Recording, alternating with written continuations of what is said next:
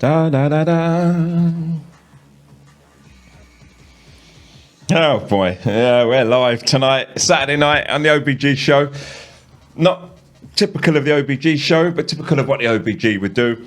Gonna have a live broadcast tonight. Hopefully you can come in, have a chat. Let's talk about what we're doing tonight. I'll be playing some music as well by actually logging on to some music channels and playing whatever they're playing. So I got this link tonight from Jamie. This is Jamie Dimmick's party.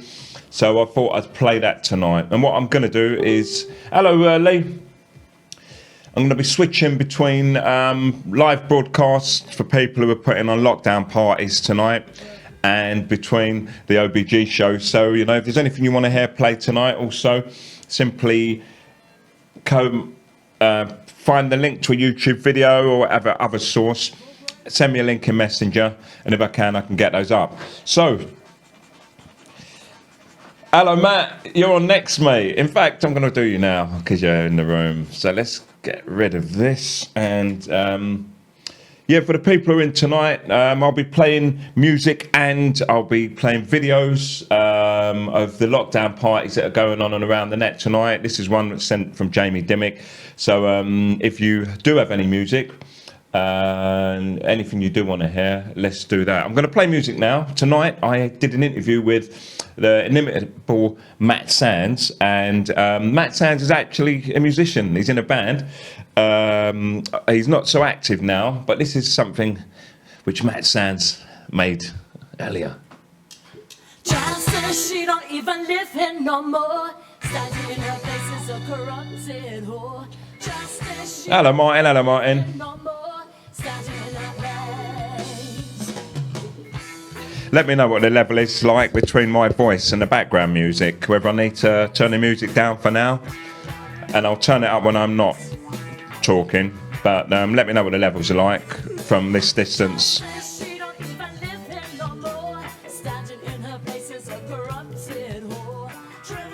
Hello Asusha.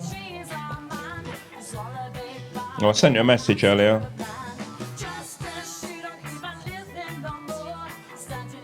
Rude. I don't expect a reply. Hello, Mr. Gray, Martin Gray. Thanks for the chat tonight, Martin. Once again, if anyone can let me know what the levels are like as they're set right now, because I don't have an automatic duck, I can't take the volume down on the music. And I also talked to... hello, Asusha. I also talked to Martin Gray tonight for maybe, what, an hour? No, a little less maybe. But really refreshing. And then I spoke to Matt Sands at length. And we carried on an extension of what we'd done in an interview. So tonight it's a lockdown party. Say something, everybody. Come and have a chat. Let's have a laugh, in fact. I'll dance. I'll just make this a whole video. I'll do this. Music's a little quiet, okay, so I can turn it down to here when I'm talking, that works, but when I'm not talking,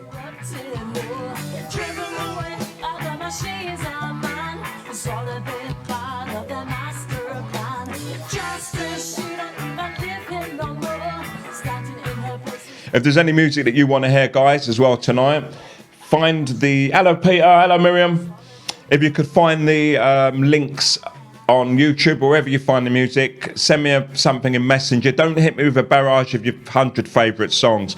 If you like a song, send it and I'll play it. If you like one a little later, I'll do that. If you think it's two, that's what you want to hear all night, just send the two and I'll put them on, okay? So,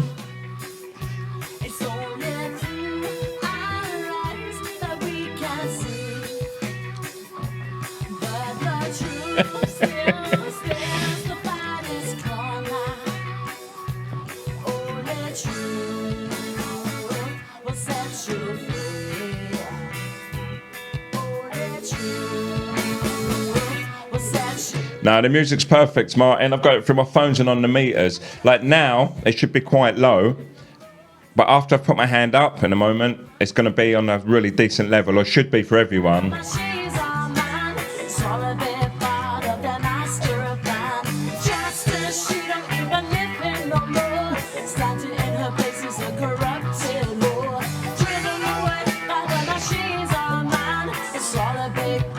Okay, that's for you, Peter Pan. And hi from Mexico. Hey, I have a new friend from Mexico recently, actually, online. We've had some really nice conversations.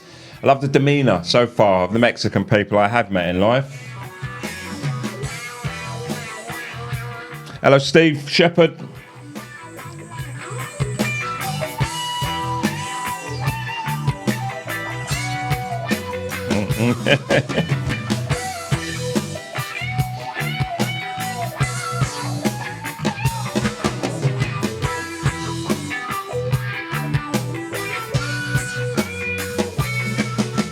Justice, she don't even live here no more. Standing in her place is a corrupted whore. Driven away by the machines of mind. It's all a big part of their master plan. Justice, she don't even live here no more. Standing in her place is a corrupted whore. Driven away by the machines Yeah. of mind. It's all a big part of their master plan. Justice.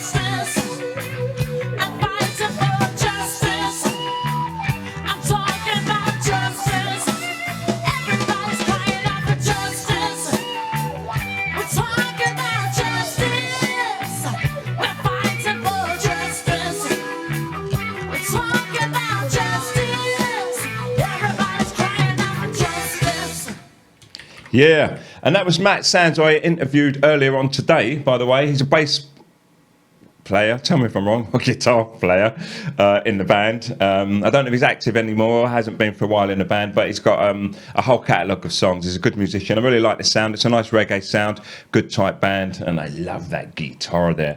If you've got any music you want me to play here, simply send me a link on Messenger. I'll click that link and the music will come up. I can play video as well if it's really necessary. But at the moment, I want you to see my face and we can play the music in the background.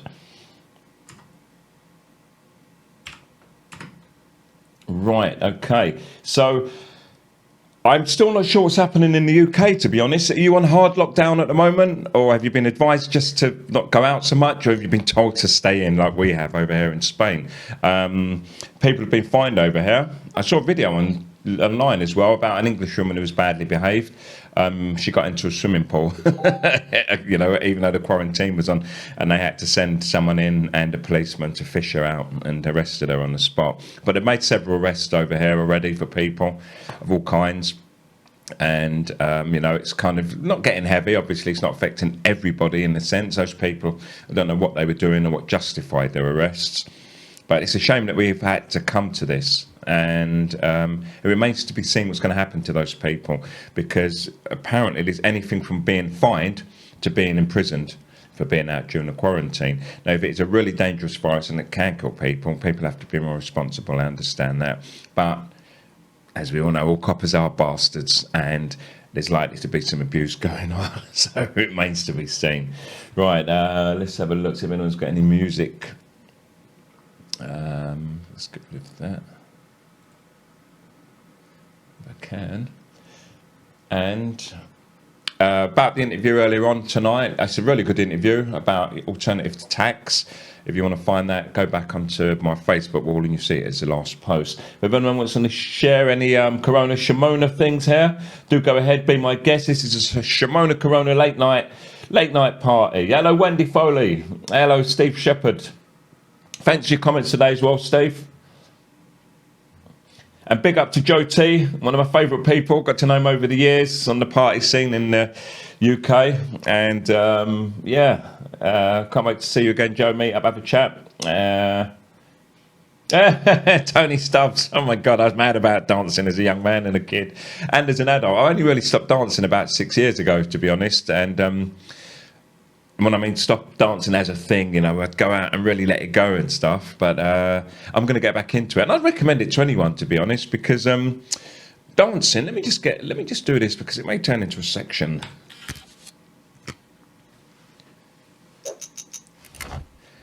Hi, I am the OBG. Dancing is so important. I can't stress the importance of dancing.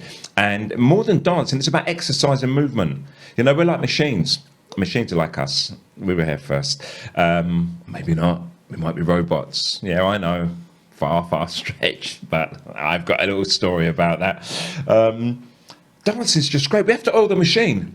You know, there's some days when I feel tired and I think, oh God, I'm tired. Maybe I need to rest. And it's like, no.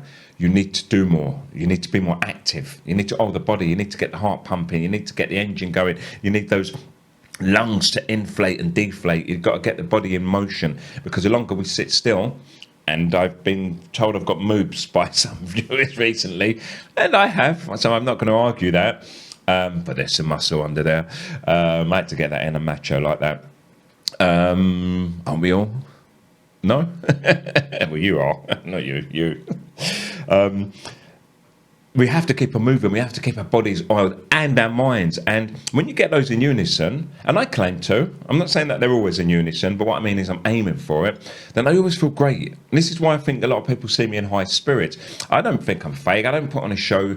I don't put on a show. I mean, I don't put on a show, no fake. What it is like I keep on learning and studying, and the brain, it's just like a kind of buzz. I don't know what the buzz is for women, actually, but for men, we typically grow up with a bicep buzz. You know, you do exercise and you feel great and your biceps bulge, and, you know, you kind of feel good, and you feel there's a growth there, and it makes you feel good about yourself. And, you know, if you start going to the gym and your latissimus dorsi or lats, you know, start growing, and you get firmer legs and a firmer butt, stomach and that, you know, you feel really good about yourself.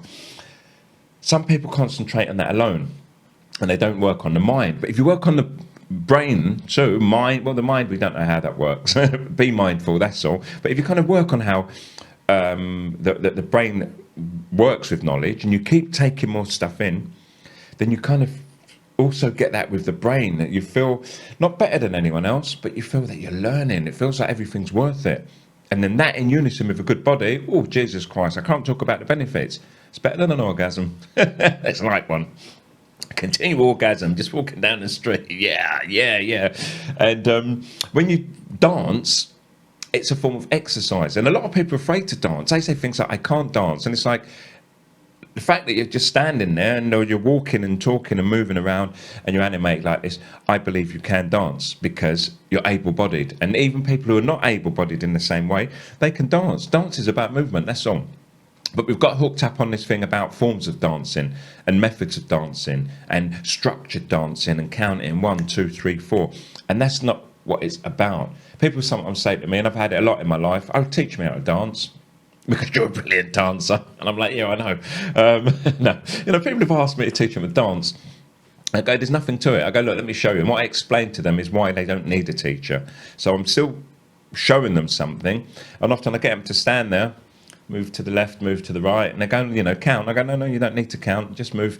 You know, you feel what the rhythm is, especially if you've got music on. And I say to them, now just keep on moving, you know, to the music. Do what you feel. And they're like, oh, you know. And I feel, no, you're going to feel silly, because that's what dance is. It's an expression of you.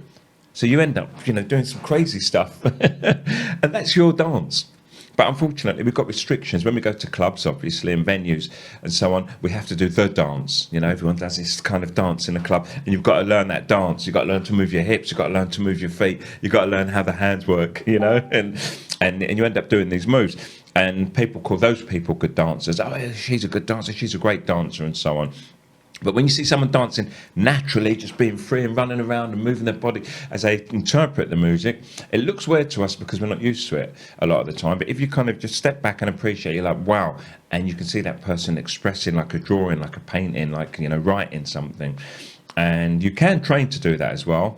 But much as I appreciate the magic of what people are doing with their bodies, sometimes I look at it and think, oh, it's nice, but, you know, there's too many forms, not all of them, which are too rigid.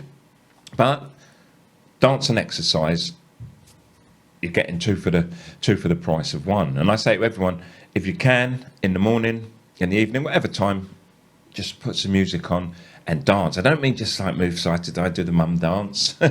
You know, what I mean is put it on and just let yourself go and try and, you know, double up on moves, you know, and try and like work out how your body's linked together. Move your feet find your shift, your balance, your body weight, and so on, and just keep on moving. And in the end, you form a dance. And whenever music comes on, you'll easily get into that dance because you know it now, and keep on doing it. And if you have enough time, rather than going down to the gym or learning an aerobic session, 1, 2, 3, 4, and learning all these moves, learn dance moves. I mean, actually learn a routine while you're at home. Just sit there and think, right, I'm going to do this. I know it sounds crazy, but I know you're going to love it. Say to yourself, you're going to learn to dance a 30-second routine, and then expand on that if you wish. But say to yourself, right, music's on.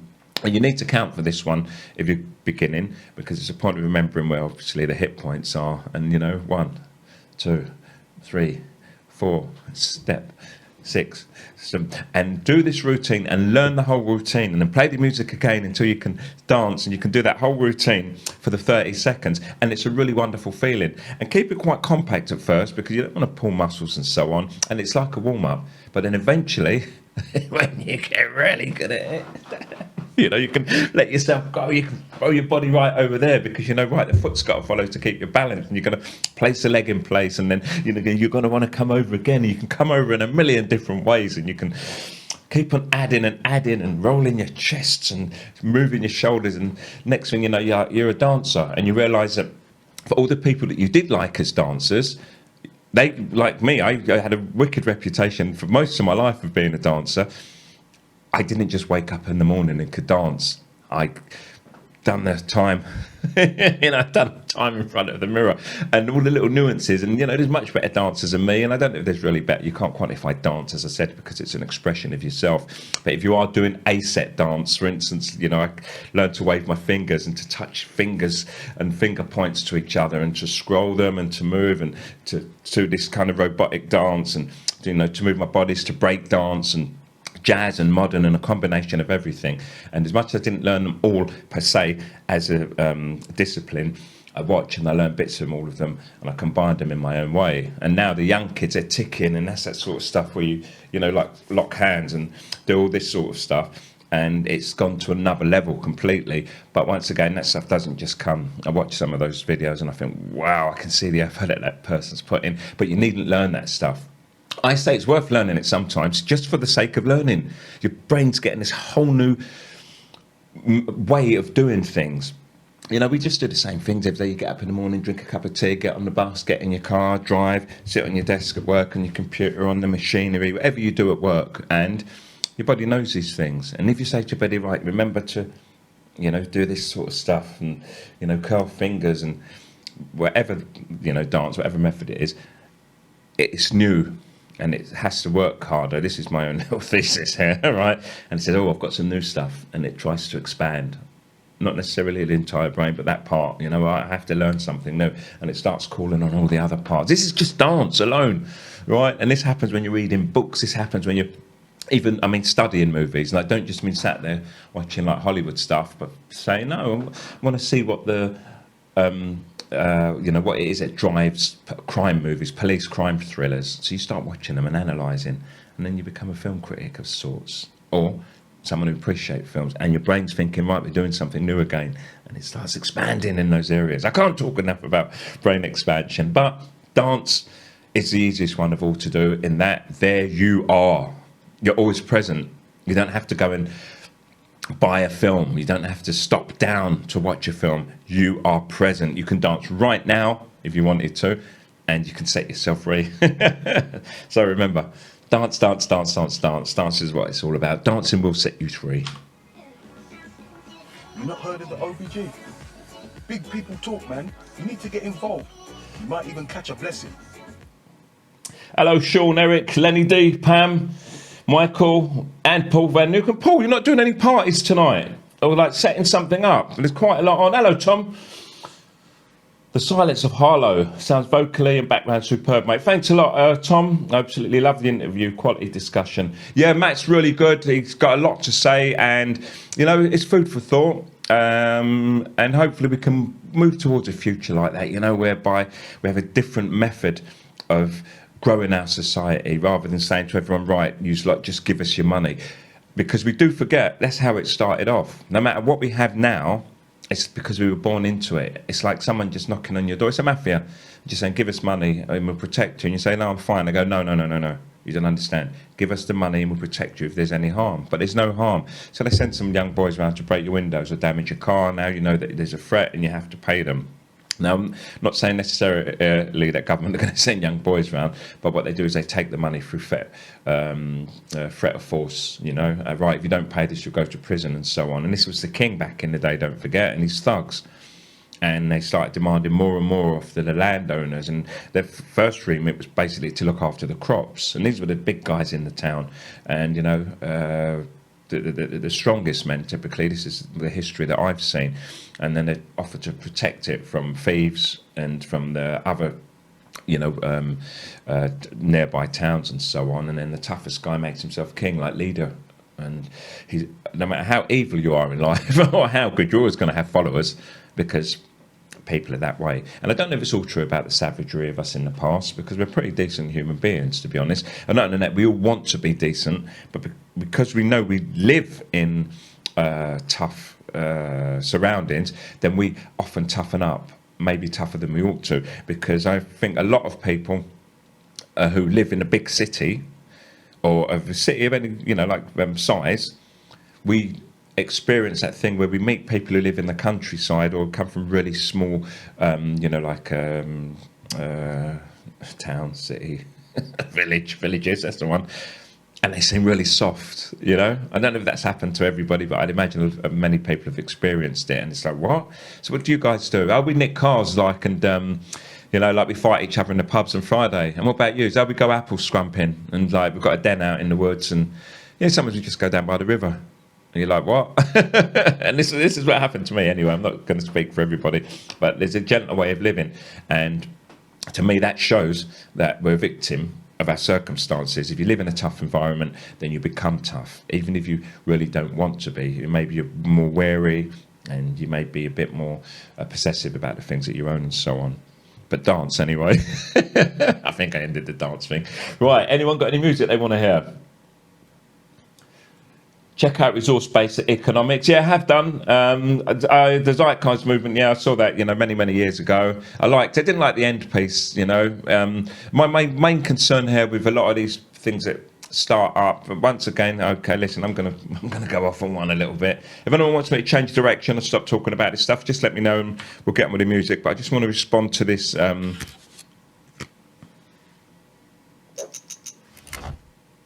Hi, I'm the OPG. Right, now, with the Zeitgeist movement and that, I saw some good in it, but then I started to see through it. And I was looking deep. And I looked at the very end when what's his name's guy, the architect, Jacques, I forget his surname, or something Jacques. And they're building this utopia. And I'm like, it looks good to me. But then when I looked at him and all the people around him, once again, sorry to any middle class people, but I'm going to have to do this. It's the middle classes and the upper classes. You bet your bottom dollar, Mr. Working Class, like labourer, you're not getting into that utopia. You're not getting into that. Who's going to build a city that's enclosed, that has free transport, it's got running water, it's got these created forests and habitats internal and so on? You're not a member. You are not getting in. It looks nice. It looks nice on paper. But who's going to build it? Who's going to fund it? And who's going to be invited in? I bet your bottom dollar, you, Mr. Working Class labourer, you're not going to get in. And that's why I don't support those ideas. It's a beautiful idea, beautiful construction, but there wasn't enough in there about catering for anyone outside, in my view, at least a certain class. I just can't see it. I just couldn't see it working. And that seems to be a problem with a lot of these things, these building utopias or building a Garden of Eden. It's like it doesn't deal with the grassroots problem. It's talking about creating something with something, and that something's nearly always wealth. And I saw the resource-based stuff as well, but I just think that was basically a cover. It was a nice idea, but to build that kind of utopia at the end of Zeitgeist, it's not going to happen. It's not for the man in the street. So I just kind of move away from those ideas. We have enough to live as we are, But when you look at the way people are living sustainably in smaller tribes and in poorer countries, they don't need all that stuff. They don't need like levitating trains and like these new plastics and these buildings and all that. They live off of the land. They use the trees. They use the wood. They make clay houses and so on. And it seems savage. Oh, I don't want to live in a clay house. But they've got a shopping centre in Nigeria. I forget the name of it. But it has no electricity to cool it down or warm it up.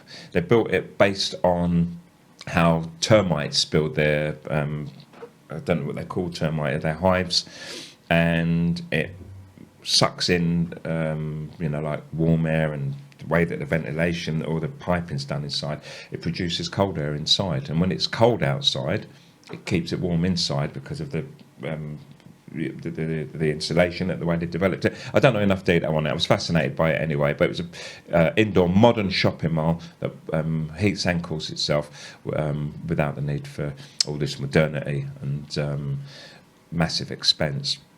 It's not made out of clay either. It's a very modern building. So, I'm suspicious of all that. Yeah, I see what you mean, Michael. Maybe you don't end poverty by putting a plaster on it. You end poverty by hitting it at the source. Poverty is man-made. Poverty isn't, just because people are poor. When you talk about poverty now, when I say poverty, you talk about, I'm talking about on a global scale here. I understand there's problems on a local level. You may see that there's some poor people in London. And then you think, why are these people poor? And you say there's a high number of immigrants there for a start. There's a high people with problems, mental health and so on.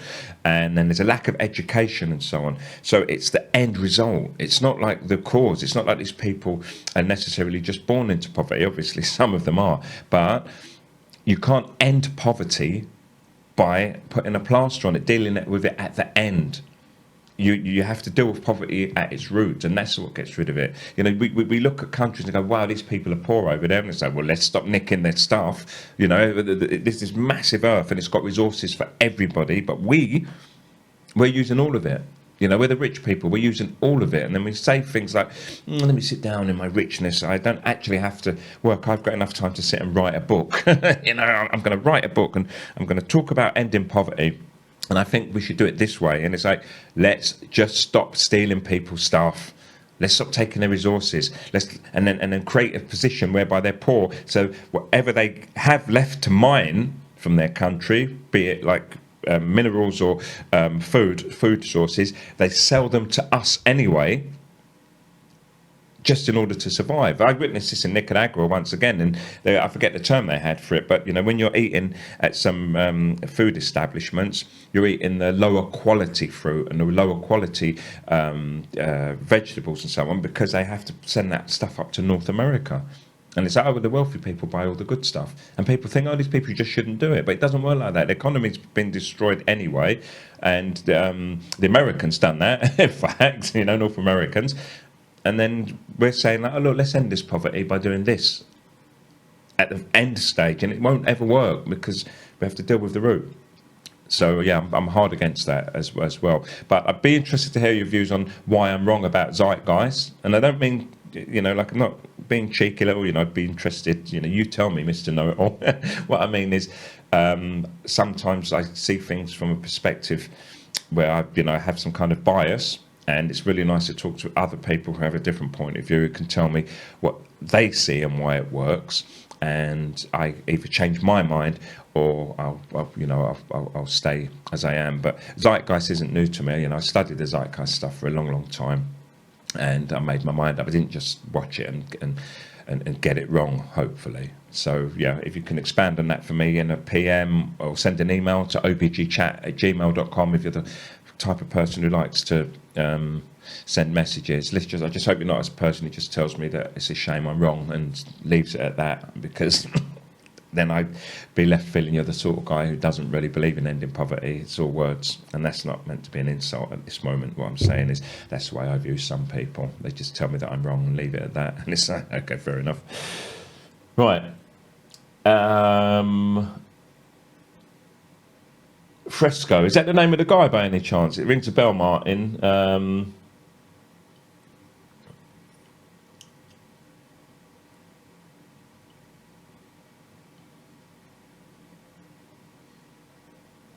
Okay, so the Zeitgeist Forward official release. I'm not going to go and watch a 2 hour long video again. Do you know what I mean? I think if you've got an opinion about a video, rather than me just watching it again and having a different understanding, which I have done. I did watch it twice because I watched it the first time and then some years later.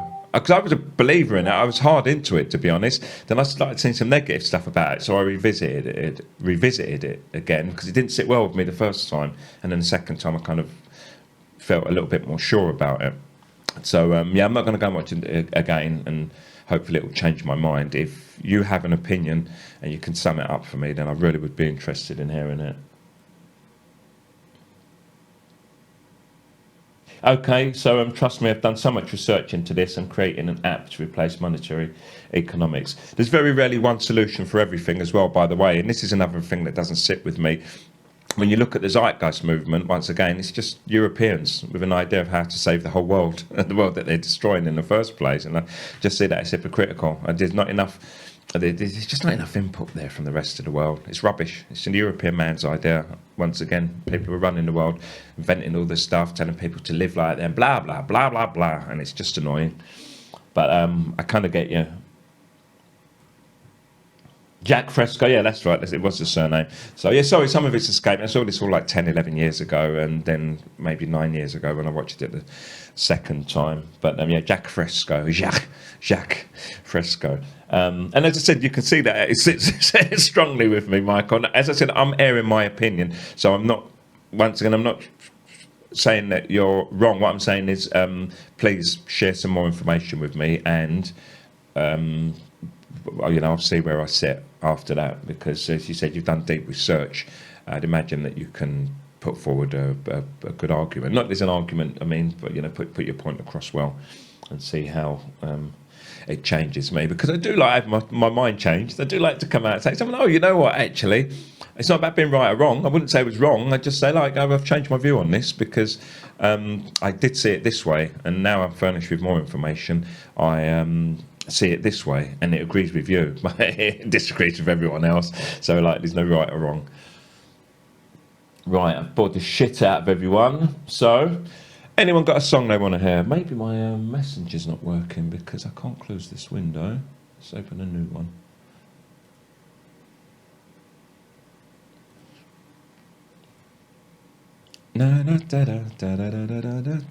Oh, I've got some messages in. I've got a feeling Sean's going to be in there. Nope. Lee Tobin. Ooh. If you can't be bothered to get links from me, people, come on. It's I don't mind putting the work in totally, but, if you could at least go and do a YouTube search. I'll play this one anyway. I love this guy. And then all I've got to do is click on the link.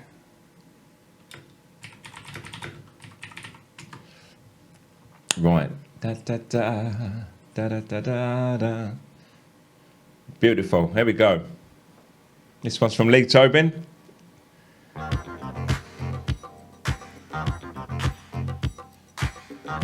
Garfield Fleming, don't send me away. Stay locked into the Saturday night lockdown party.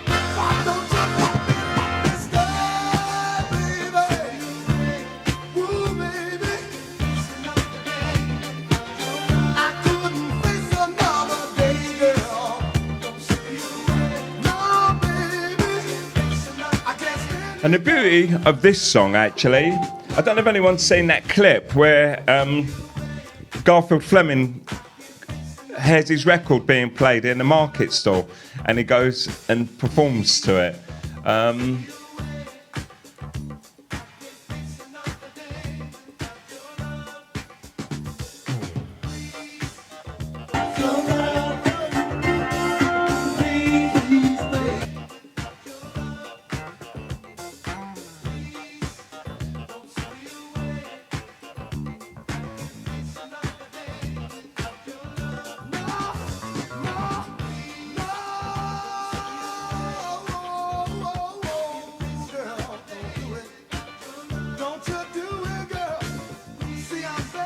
Too late.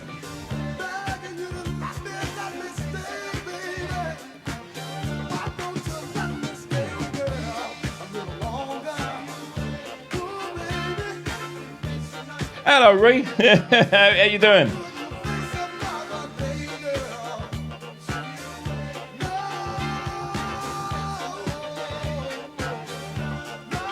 Yeah, this is a Saturday night OBG show lockdown party coming. Let's have a chat, talk about anything tonight, talk about the lockdown, talk about Corona Shimona.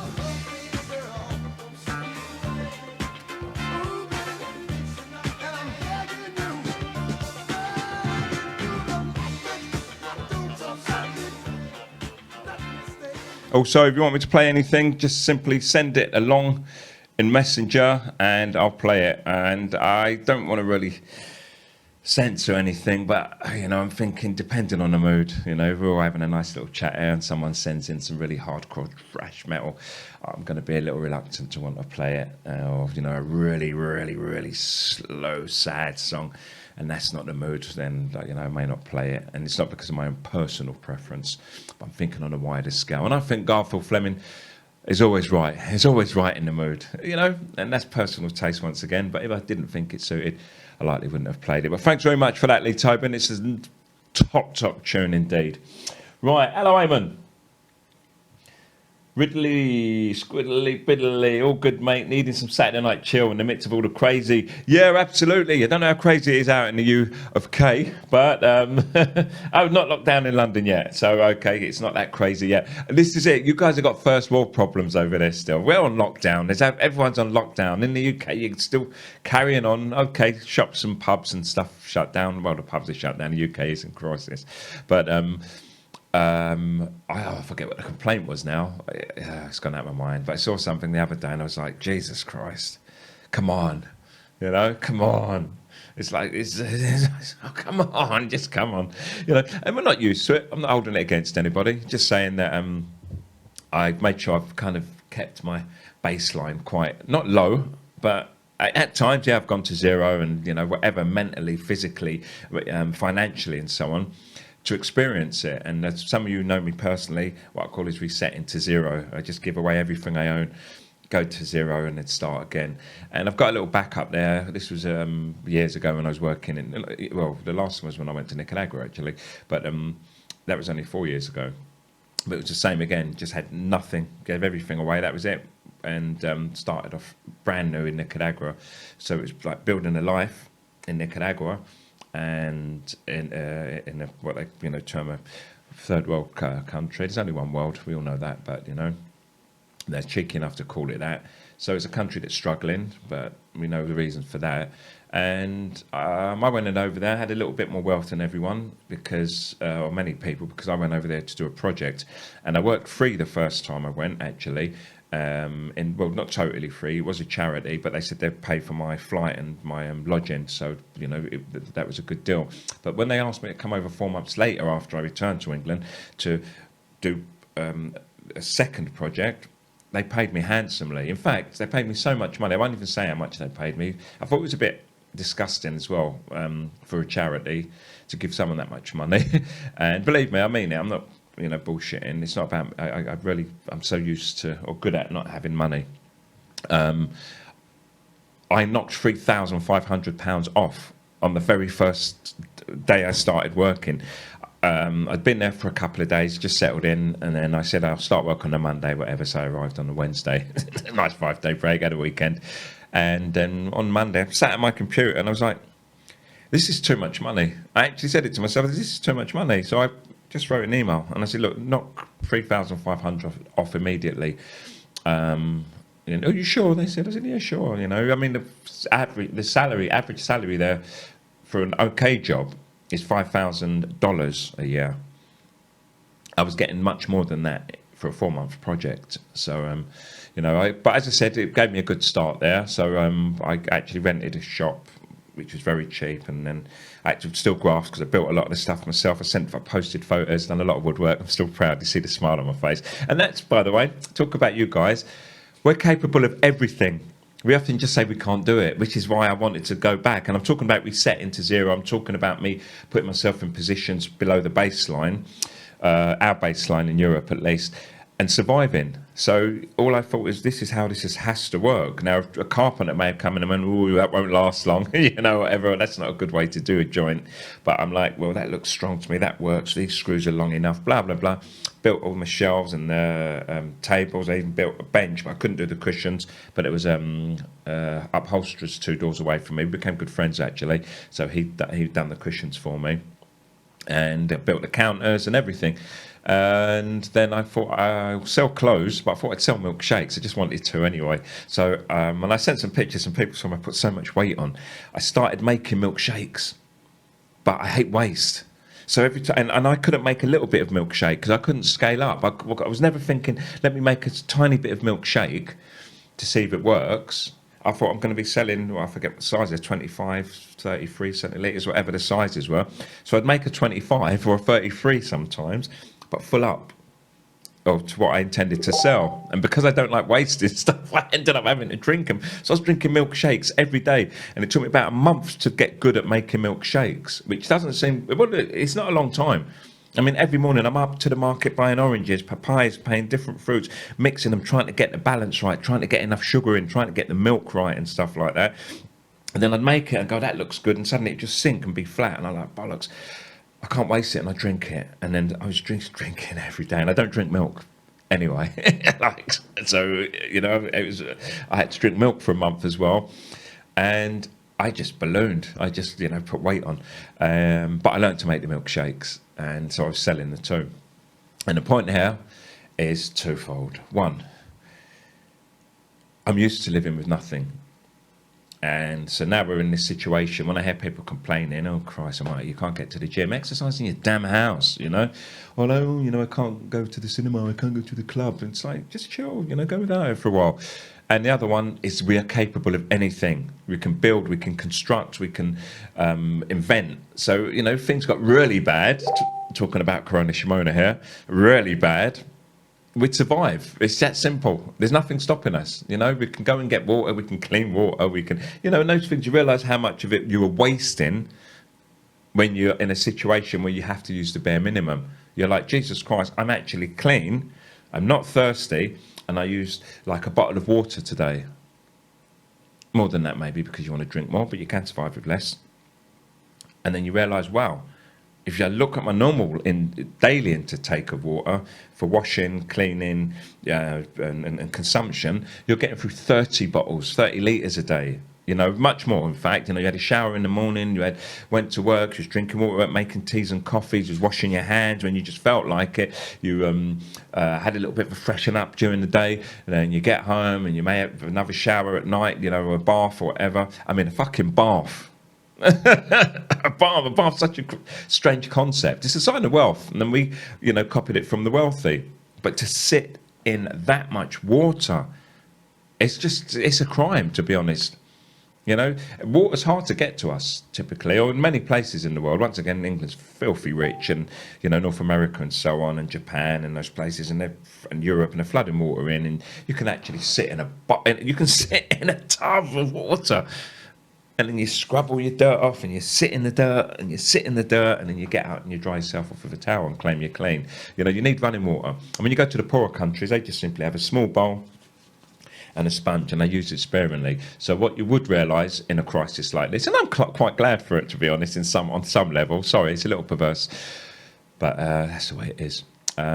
you're going to learn to live with a lot less. You're going to even, and this is a sign of a crisis, you'll know when there's a crisis, by the way, when you get the cream crackers out.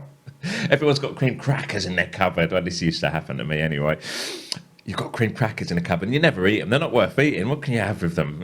Cheese and cream crackers, boring. Cream cheese and cream crackers, boring, you know. And you start getting creative and having them with different fillers. You know, messy little fuckers they are.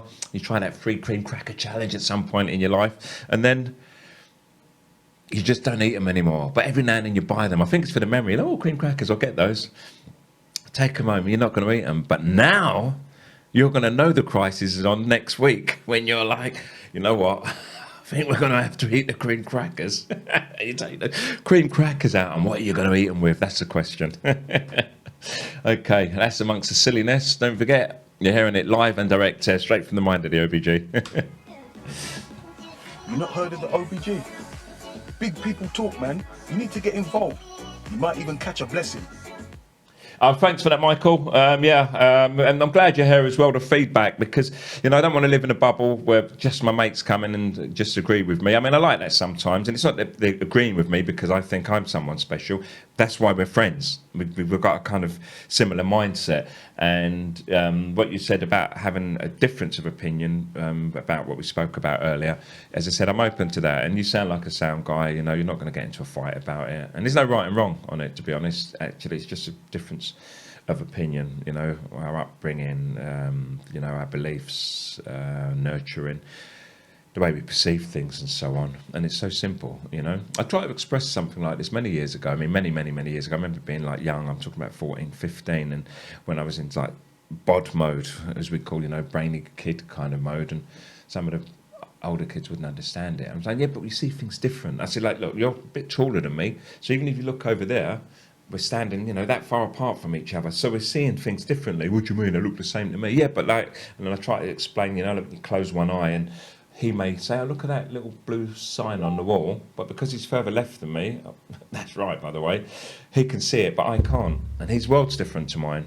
And this is why I don't really get too hard into arguments with people. I like an argument for the sake of it, in that I'm just trying to pull what I can out of people. But I'm the king of rhetoric when it comes to it. I've studied and studied and studied. And also logic. And it just boils down to logic as well. And a lot of people can't see that. You know, coming to a logical conclusion, you know, that's what argument it is, you know, premises and conclusions. And people just break all the rules in argument. As soon as you rumble them, so as to speak, like, you would say that anyway because, and then the insults start and so on. And even if they don't, there's still no decent propositions there, and you know it's just not a valid argument in the offset. And sometimes I can't be bothered, and it seems snobbish because it is. And I just think it's not worth arguing about some things. What's the point? Unless we feel like it. Sometimes an argument's cool. It's quite fun. You know, you can have it with your best friend, or you can have it with a new person because, you know, actually we like each other. Let's like flesh this one out. And it's really a test of your characters and who you are. But regardless, you're not going to hold it against that person for long anyway. You know, and you kind of remain friends with them, and you know that you're not yet friends, but this is going to be a friend of mine. This person can hold their own. They're not listening to my bullshit. You know what I mean? And I'm learning from them as we're going along. And it's like, I like it. I like the cut of your jib sort of thing. So yeah, if you can be those kind of people, we're friends for life. Peter Pan was thinking about you earlier when tuning into Virus Sound System and the geezer playing tunes. Yeah, that was Josh. I tuned in earlier and I thought I'll go back to it, but he said he's on from 11 till 12, and I clicked onto another one and they had guys dancing and playing live, and I thought, you know what, that would be better to present, but they came off while we were talking when I came on. I had them in the background, put them on right at the very beginning of the show, but they went away. Right, let's have a look. Anyone on Facebook Messenger? Any more music? Oh my God, the music's here. I'm going to go in order of... Oh, come on. I'm not going to play 1, 2, 3, 4, 5, 6. Which one shall I choose? I'm not going to name names, but if a couple of you sent me some music. One of you sent me Africanism Liquid. So what I'm going to ask a person who sent that, choose one, type it in, and I'll go for it now. Because I don't know what style of music this is or anything. If you think one of these... I'm just going to click on it anyway. Thanks for the link. Also... both people who just sent me the music or anyone who has, let me know if I can say your name. So just type a new message in and just say if it's okay to say your name, and I'll do that. And I know it sounds like I'm being overcautious, but some people love to contribute actually, but they don't like me to mention them. And those people who've contributed, either donated, like money, links, or just been supportive, but they don't want me to say anything. So let me know if it's okay to say your name, and I'll go with that. So I'm gonna go with this one. Right, okay, so I'm going to go on with the music. Let me get rid of this there so you can see my pretty face. I'm glad you couldn't see my face actually. I had that concerned father face on. My daughter's not watching the show and she's messaging me at over in England, 1 o'clock in the morning. It's like, that's the first thing that comes to mind. Right, that tune. Oh, that tune. Oh, no. No. OBG.